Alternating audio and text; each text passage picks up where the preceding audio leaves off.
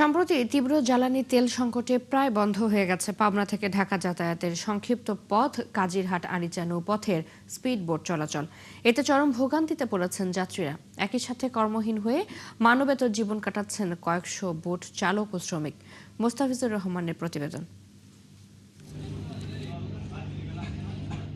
একসময় যেখানে থাকতো চালক আর যাত্রীদের হাঁকঢাক, সেখানে এখন শুধুই নিস্তব্ধতা।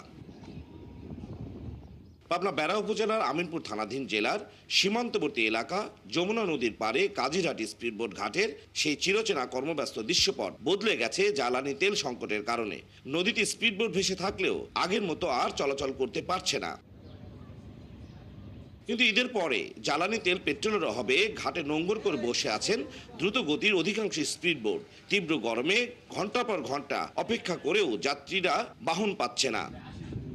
আধা ঘন্টার মতো নাইসে তারা আছি, স্পিড বোট নাই, বলতেছে তেল নাই, স্পিড বোট নাই। কে নিয়মিত স্পিড বোটে যাতায়াত করি, দেখা যায় সময় অল্প লাগে, কিন্তু তেলের সংকটের কারণে পুরো বোট ফাঁকা। এখন তো আমাদের কর্মস্থল বন্ধ টোটালে এই তেল বেনি, যাত্রী পরাভব ভুগতেছে। কাউন্টারে 200-300 যাত্রী খারাপ আছে, পার হতে পারছে না। ঈদের পরে আমার কাছে 4 লিটার তেল দিছে, এই বন্ধ।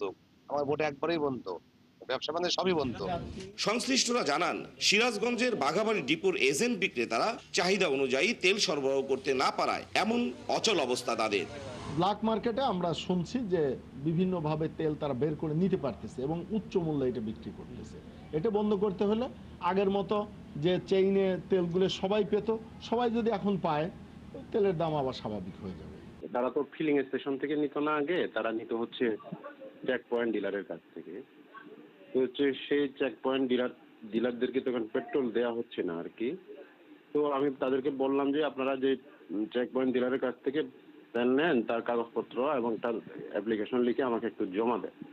কিছু তেল ম্যানেজ করেছি আমি, আপাতত মনে হয় আজকে কিছু পাবে, এটা দিয়ে হয়তো 3-4 দিন যাবে আর কি। কাজিরহাট আরিচা এই নৌপথে 15 থেকে 20 মিনিটের মধ্যেই যমুনা নদী পাড়ি দিয়ে 3.5 ঘন্টায় পাবনা থেকে রাজধানী ঢাকায় পৌঁছানো যায় বলেই জরুরি যাতায়াতে এই রুট ব্যবহার করে থাকেন যাত্রীরা। মুস্তাফিজুর রহমান, 71, পাবনা। পাবনার জ্বালানি তেল সংকট নিয়ে বিস্তারিত জানাতে যুক্ত হচ্ছেন সহকর্মী মোস্তাফিজুর রহমান। মোস্তাফিজ, কি বলছেন যাত্রী ও চালকরা? কাজিরহাট আরিচা নৌপথের স্পিড বোটগুলো এখন কি অবস্থায় রয়েছে? এই সমস্যার কোনো ধরনের সমাধান রয়েছে কিনা, সব মিলিয়ে জানাবেন।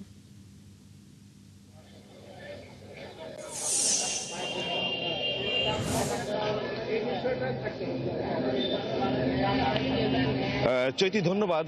আসলে আমরা যে প্রতিবেদনটা দেখাচ্ছিলাম সেটা হচ্ছে কাজিরহাট যে ফেরিঘাট এবং স্পিডবোট ঘাটের যে স্টোরিটা আমরা দেখাচ্ছিলাম। সেখানে আসলে তেল সংকটের কারণে স্পিডবোট, স্বাভাবিক যে স্পিডবোট যাত্রা ছিল, যেগুলো যাতায়াত করছিল, সেগুলো আসলে একদমই স্থবির হয়ে পড়েছে। যেটা বাঘাবাড়ি ডিপো থেকে যে তেলটা প্রতিদিনের যে তেল বা সাপ্তাহিক যে তেল সরবরাহটা ছিল, সেই তেল সরবরাহটা আসলে সঠিকভাবে না পাওয়ার জন্য কিন্তু আসলে সারা দেশেই তেল ক্রাইসিস রয়েছে এবং তেলের দাম বৃদ্ধি পেয়েছে।